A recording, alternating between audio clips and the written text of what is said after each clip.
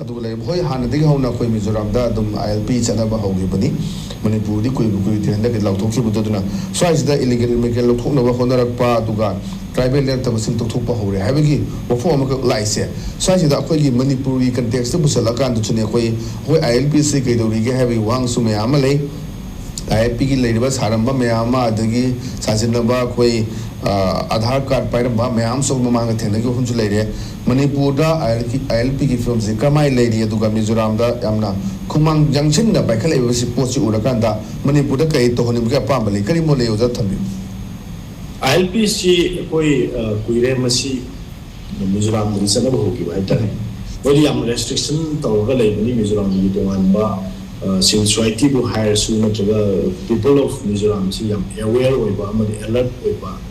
मकोई identity अमदि मकोई territory से प्रोटेक्ट तो जब पाम अदु मिजोराम याम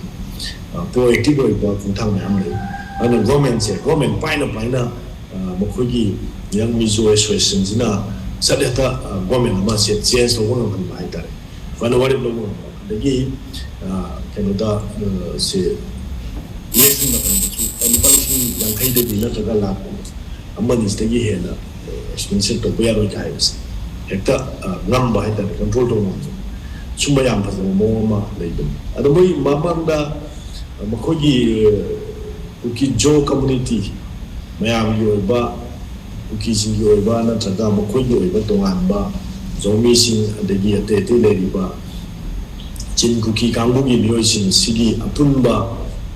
कनोमा लेबो मतमदा मखोइसि फ्रीदा मखोइदा सुम लेहनबा अमदा सुम लेहनबा पक्षंग संग याहनबगी याहलगद्रा गायना खलंबा यासु याहलुरबा हाइतारे मणिपुर चेंज मोइदा लेहनबा मेमादे लाखिबा मखोइदा लेहनबा मिजोरामदा more than 15,000 IDP ma'am sorry illegal immigrants ma'am मोइदा संचलगा लेखिबगी वाफम मैम लेनि अदु लेबो मैम से मसिना सो लेबा दगी तुंगदा हानगी मखोगी लेजरिबा कम्युनिटी दु सोलकदबा मैम दु मखोय खंगे दि सोको मैम खंगे हाइता मरसु खंगपदगी मसिदि कैदोरे मखोय ए अखोयदि इलीगल इमिग्रेंट मैम मलाइसे मसि तथोपगी तगाय फदबा लेरे से फावरेनि मधु मखोय रियलाइज तौई मरमदी मसि तौबम जो थोपनी अतोपा फॉरेनर मलागा अखोय लमजिदा लेसलगा मखोयसिना मपुवसिलपा अदुगो मखोयना लमजिगी अखोय एडमिनिस्ट्रेशन दा मदि पॉलिटिक्स दा मयाम यौसिलपगी खुदोंग चादब मयाम से लेबाक मयाम दसु थोइबा अदुगो तोंगान से मणिपुर इशू सिंजिदसु मसिगी असलिगी मोइदा लांजेनरगा मोइदा लेबा केमदा एडिक केम हां मोइदा तोबि अवा पापन थेनरी स्वाई मतंगसिदा आइना मणिपुर कॉन्टेक्स्ट थमजदुस कोई इलीगल इमिग्रेंट्स सी मणिपुर मनुंग संसन की बगी दता अमा कोई मांग थेनरे अदगी 1500 इलीगल इमिग्रेंट मैम अमा संपदी मकोइसे मोगी डिएंटेड के ममा सेमा kana लेफम ममा थम्मा kana अदुदा लेरे हाइदन तोरो मनि मदु यंजनबा कोई मणिपुर स्टेट किसु कैबिनेट सब कमिटी में सेमदना मदु हौरम बनी अदुग कमाई तौदना मदु कराई चक्रे जु के दोग्रे त खंदे सुम लाख पे एक्जाम किबो मया मदु न्यूट्रलाइज तौरगा माई खुदा लेता लगा मोर देन सी 900 की विलेज सेंगलगा अदुदा लेकिबो खुदा किबो सुम तौबो जिक्सु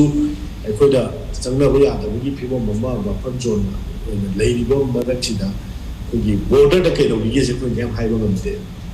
अदु इंफॉर्मेशन लेते नो मै संगैबा मयाम से संगा गा सिटीजन ओहनगी बगी आधार कार्ड साजिन की भी सोय हम तो सिगी मयाम से ना कोई मणिपुर थोइबा इशू सिनी सुमाइ तौदना सुम बखुरुंग चादब से कोई मिजोराम दली तो लोय है ना मिजोराम कांगुना गवर्नमेंट वारे दो कोनी है ना इन खले अगर स्वाइना गवर्नमेंट से स्वाइना ममित बना सिन लेरिबा स्वाइना मणिपुर गिसु हाना गवर्नमेंट लेरमबा दे हुजि लेरिबा गवर्नमेंट सिनसु मिटोप सिनसे मसिदि याङै सरहन्दनो होनगदमनि लो लई तबा कोई मफम सिंह ओइन लेखरबा हाइतारे कोई सगी बॉर्डर एरिया सिंसे सिंगी बॉर्डर एरिया सिंसिदा केनोदगी म्यांमार दे चंगलकदा फ्री द संगलिबा फ्री मूवमेंट अमा सोइन तोहलइबसे मसी अंतम थिंगनबगी हाइरिसि याम कुइरे मसी सब चाबा थोरा अमा लखतप गमदे अमु फ्री मूवमेंट रेजिम से लौथोबा मतुंदा अमु होजम थमजलागा अमा कोई पास पीरगा किलोमीटर 10 भो बिचंग प यानी याना हाइबा so madu subject to correction kung pin do maliko adu bahubadi ko chang ba yani ga hai permit pirga lani ga hai adu gi asam rifle na how far moi transparent na sumai machine changa khare adigi si sina sumai halan gre moi de report to re adu sumai na si sina detain to li ga hai bagi subscribe ma si bo ba asam rifle gi mai kai de gi wapom mam to phun do plate madu na tai di masi thawga ma phadana sinchar to dre hai ni lai se ana border security force na nga amagi bahutta asam rifle sinjin bagi government of india gi towan ba ejen agenda lai ko dum khangi adu si mayam se tuna na yenga kana da mizoram na lokhrei ba thum sumai na manipur da su phadin la phake da bani madu lokhan da ba hana na order thoki ba mayam lai re thorang mayam to bani adu karai chakhage cham da illegal immigrant de lai da na